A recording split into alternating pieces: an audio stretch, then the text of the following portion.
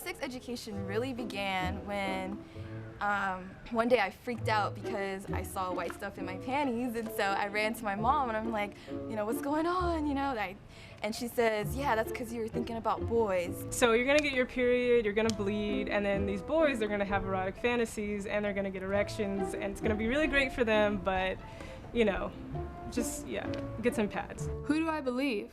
Schools that shower me with videos of STDs and shamed teen mothers? Feelings of guilt, fear, and paranoia overwhelm me. They sit behind their desks, shoving their abstinence propaganda in my face, hoping that we won't notice their bias. Someone please tell me what's going on. And so I ask, who do I believe?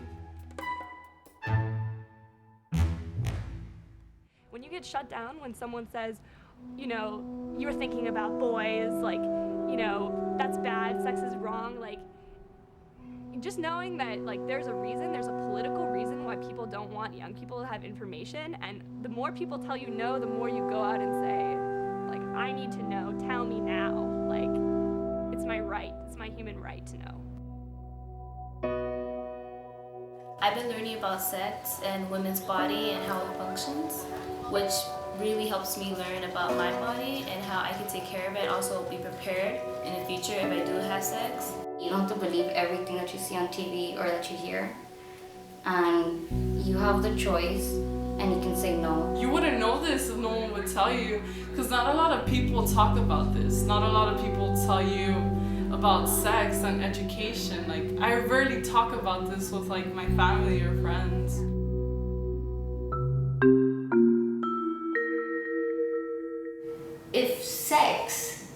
If someone's sex is the parts that they were born with, gender is how you feel.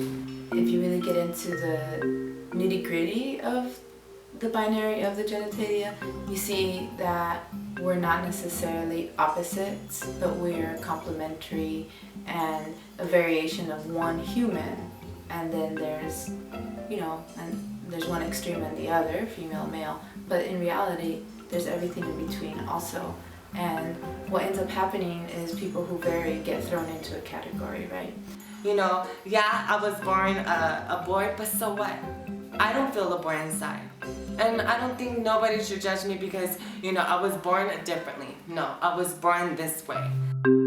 What is gender? Is it what others perceive of us, or what we see in ourselves?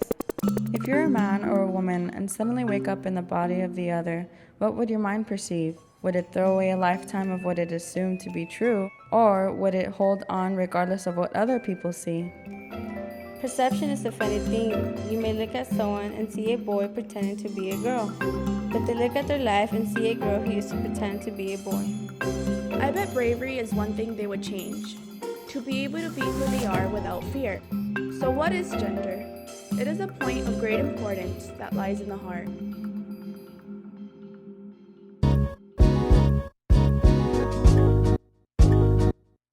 A healthy relationship to me is very simple.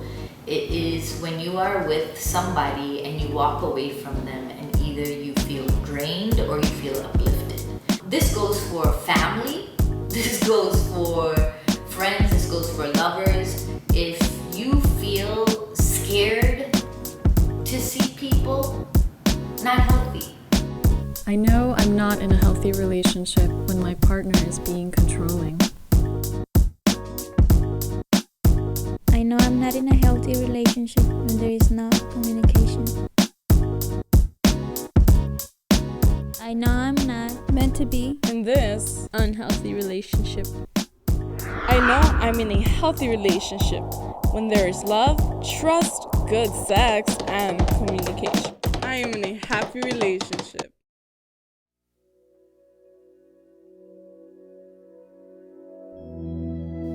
You have the right to ask for what you need, whether that's asking questions for more information, whether that's asking that things go down a certain way or don't go down a certain way. And not only do you have a right to ask for it, you have a right to demand that. It's all about learning and growing and figuring out where you and another people begin and how we can extend each other. And that's a really fascinating thing. It's something that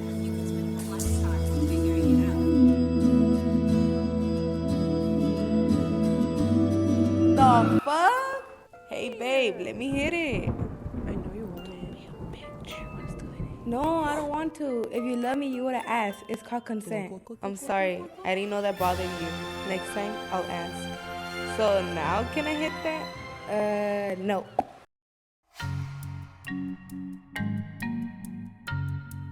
The reason it's important to self-pleasure, masturbate, and do it as a ritual, like prayer every day, is because it will help address genital amnesia.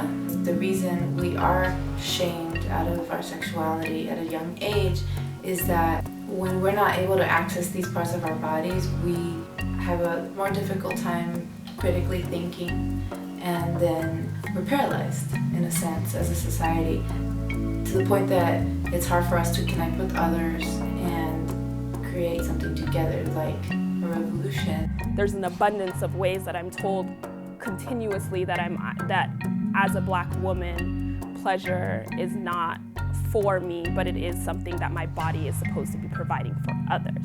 Yes, I do want pleasure. Yes, I will fight for what I desire. That is like literally in and of itself an act of resistance. This is what they see, and this is how I feel. I am a woman.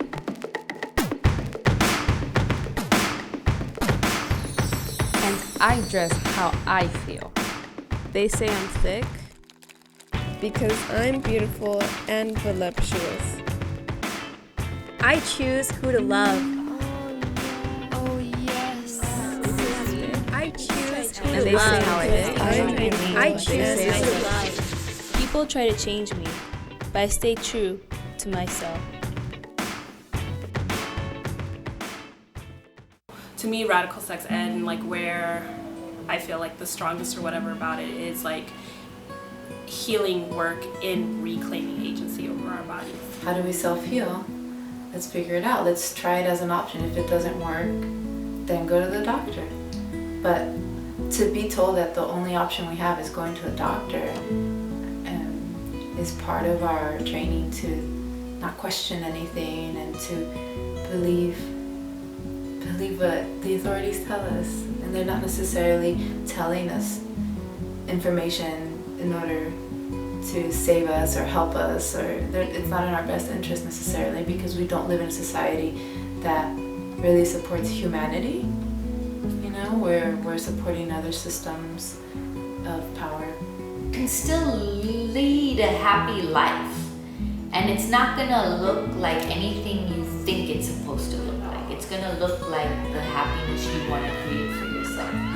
And so in navigating that by yourself, you're gonna have to always put at the forefront, am I happy? We could be confident in what we do, and I guess like what we give off or like things that we do, it could inspire people to do like the same thing.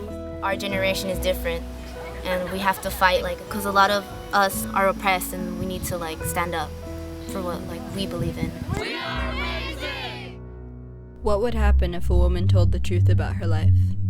Wrapped up in her torment, she'd be vulnerable to a world of eyes, peeling her skin by skin as she opens up on all her layers of self, the ones spoken and unspoken, while we gaze and wonder how she's still alive, how she opens up to a world of judgment, how she's strong, how she knows, how she breathes in the world for what it is, and then finally speaks. I will live.